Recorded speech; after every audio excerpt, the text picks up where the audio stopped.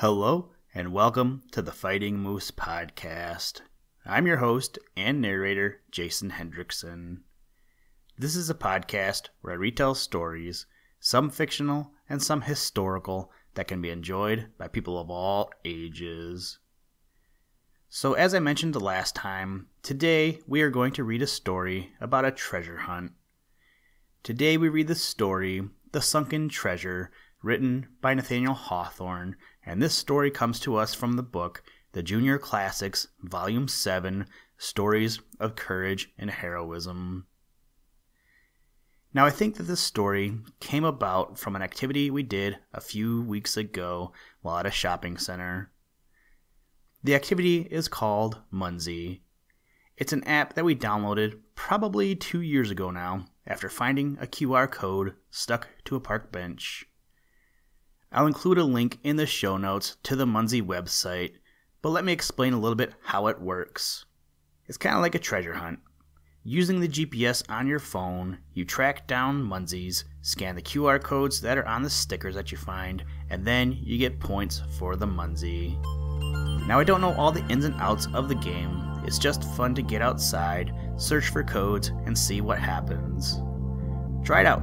You might like it. Now, let's turn to today's story. I hope you enjoy. Let's begin. Liftoff. We have a liftoff.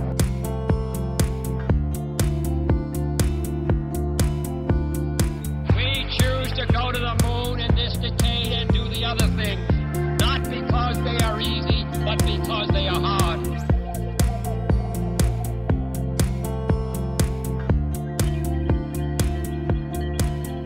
The Sunken Treasure. Picture to yourselves a handsome, old-fashioned room with a large open cupboard at one end in which is displayed a magnificent gold cup with some other splendid articles of gold and silver plate. In another part of the room, opposite to a tall looking glass, stands our beloved chair, newly polished and adorned with a gorgeous cushion of crimson velvet tufted with gold. In the chair sits a man of strong and sturdy frame, whose face has been roughened by northern tempests and blackened by the burning sun of the West Indies. He wears an immense periwig, flowing down over his shoulders. His coat has a wide embroidery of golden foliage, and his waistcoat likewise is all flowered over and bedizened with gold. His red, rough hands, which have done many a good day's work with the hammer and adze, are half covered by the delicate lace ruffles at his wrists. On a table lies his silver-hilted sword, and in the corner of the room stands his gold-headed cane, made of a beautifully polished West India wood. Somewhat such an aspect as this did Phipps present when he sat in his grandfather's chair after the king had appointed him governor of Massachusetts. But Sir William Phipps had not always worn a gold-embroidered coat, nor always sat so much at his ease as he did in grandfather's chair. He was a poor man's son, and was born in the province of Maine, where in his boyhood he used to tend sheep upon the hills. Until he had grown to be a man, he did not even know how to read and write. Tired of tending sheep, he apprenticed himself to a ship carpenter and spent about 4 years in hewing the crooked limbs of oak trees into knees for vessels. In 1673, when he was 22 years old, he came to Boston, and soon afterwards was married to a widow lady who had property enough to set him up in business. It was not long before he lost all the money that he had acquired by his marriage and became a poor man again. Still, he was not discouraged. He often told his wife that he should be very rich and would build a fair brick house in the Green Lane of Boston. Several years passed away, and Phipps had not yet gained the riches which he promised to himself. During this time, he had begun to follow the sea for a living.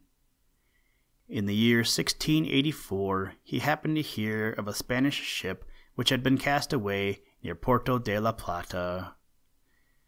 She had now lain for 50 years beneath the waves.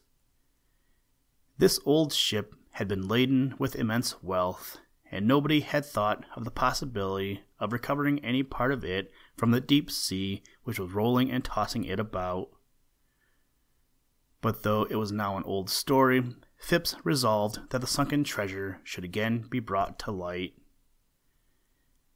He went to London and obtained admittance to King James. He told the king of the vast wealth that was lying at the bottom of the sea.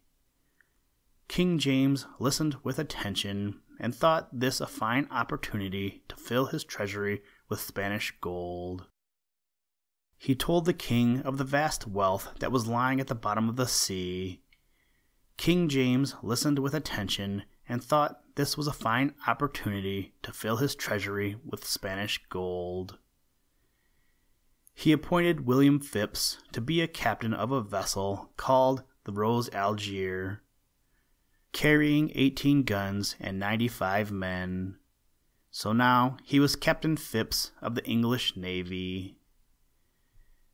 The captain sailed from England and cruised for 2 years in the West Indies, trying to find the wrecked Spanish ship.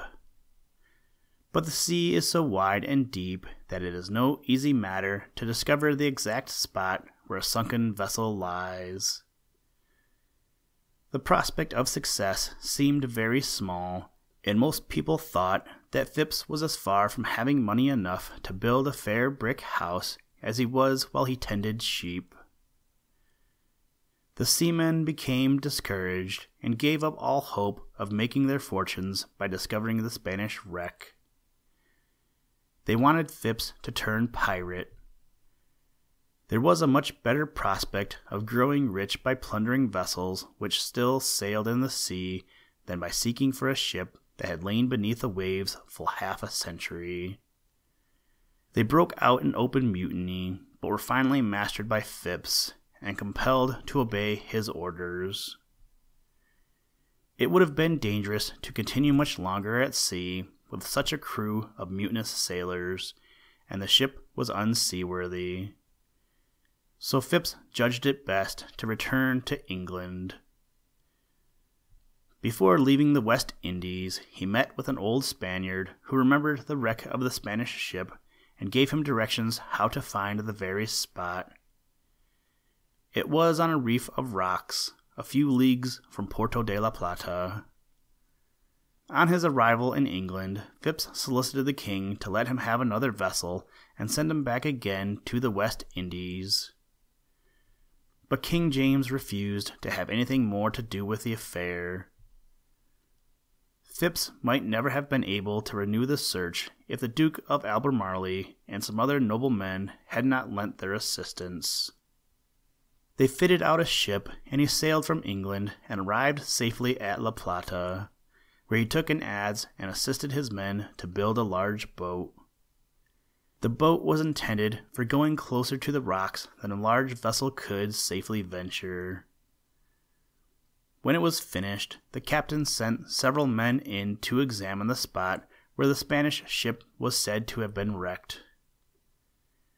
They were accompanied by some Indians who were skillful divers and could go down a great way into the depths of the sea. The boat's crew proceeded to the reef of rocks and gazed down into the transparent water.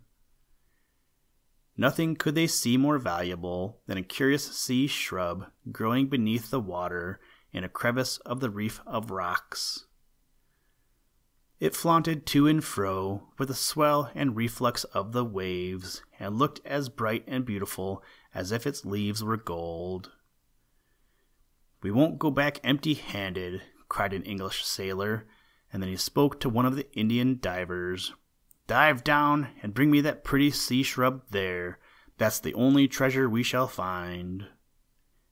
Down plunged the diver, and soon rose dripping from the water, holding the sea shrub in his hand. But he had learned some news at the bottom of the sea. "There are some ship's guns," said he. The moment he had drawn breath, some great cannon among the rocks near where the shrub was growing. No sooner had he spoken than the English sailors knew that they had found the spot where the Spanish galleon had been wrecked so many years before. The other Indian divers plunged over the boat's side and swam headlong down, groping around the rocks and sunken cannon. In a few moments, one of them rose above the water with a heavy lump of silver in his arms. That single lump was worth more than $1,000. The sailors took it into the boat and then rowed back as speedily as they could, being in haste to inform Captain Phipps of their good luck. But, confidently as the captain had hoped to find the Spanish wreck, yet, now that it was really found, the news seemed too good to be true. He could not believe it till the sailors showed him the lump of silver. "Thanks be to God," then cries Phipps, "we shall every man of us make our fortunes." Hereupon the captain and all the crew set to work with iron rakes and great hooks and lines, fishing for gold and silver at the bottom of the sea. Up came the treasures in abundance.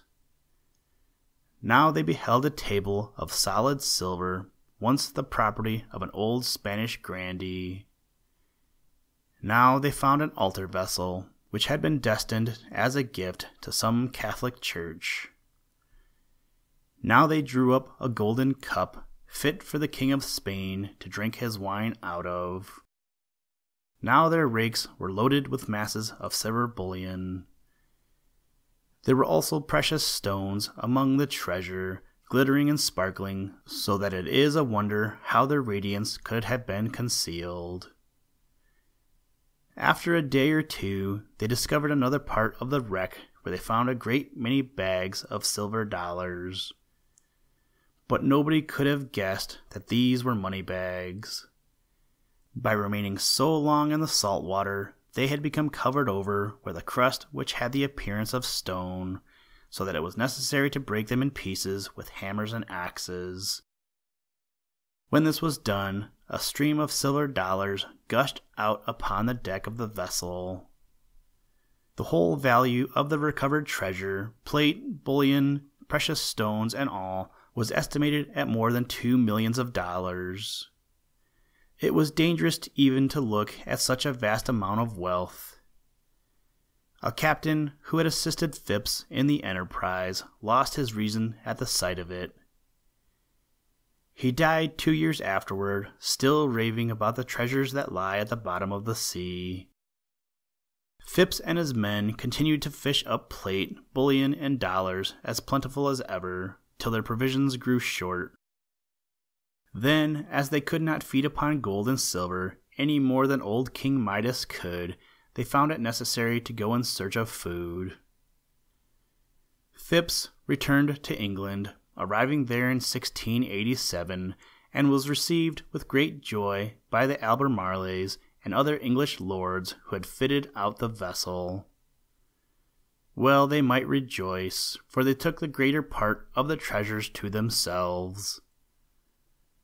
The captain's share, however, was enough to make him comfortable for the rest of his days.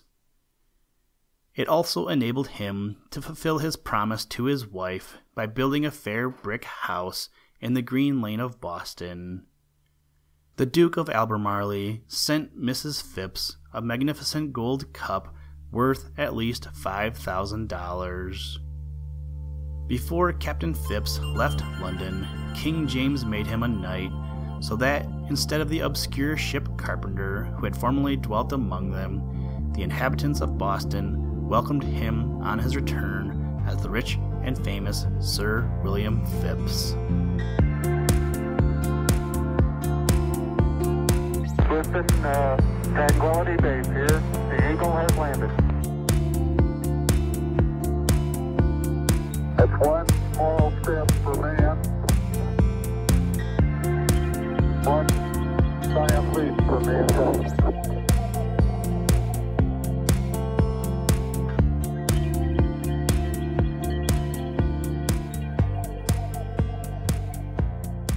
Thank you for listening to this episode of the Fighting Moose podcast. Please join us next time as we read another exciting story. Today's music was provided by the artist Analog by Nature, and the audio clips were provided from NASA. For more information to download and or listen to audio or materials from all our recordings, or to contact us, please visit www.thefightingmoose.com, or you can follow the links in the show notes. If you enjoy the podcast, please leave us a review wherever you get your podcast or on iTunes, and tell a friend. Thank you for your patronage, and as always, try and do a random act of kindness every day. Mission complete, Houston. After serving the world for over 30 years, the space shuttle turned its place in history and it's come to a final stop.